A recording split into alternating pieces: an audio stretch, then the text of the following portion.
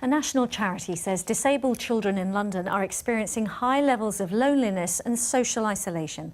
Whilst local authorities do have a duty to provide activities for disabled young people, some parents have told us that their local services have disappeared with no sign of returning. Well, Ben Hunte has been speaking to one young person who is part of a new scheme to try and change things.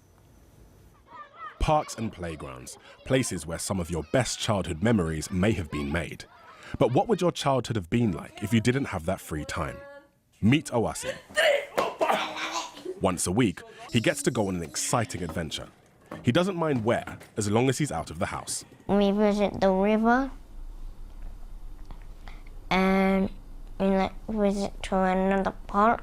He does it all with George, a volunteer for a buddying service which matches a young disabled person with a buddy for 3 hours a week. One day we might be going swimming, and the next day we might be at the Natural History Museum. Or Greenwich. Yeah, or Greenwich. The scheme has only been running for a year, provided by Tower Hamlets Borough Council and the charity Sense, and it is fiercely oversubscribed. It's a really good service. It not only teaches them how to create lasting relationships with people outside their family, it also teaches society about people with disabilities. Latest figures show that compared to the rest of the nation, Londoners are the least likely to have a disabled friend. And we're 3 times more likely to want to end a conversation with a disabled person as quickly as possible.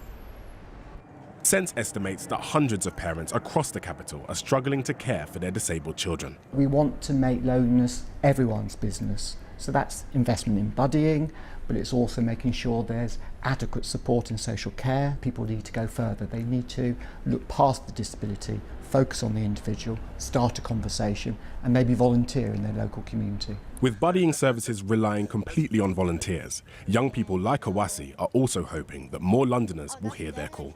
And how do you feel when you're doing these activities? Fantastic.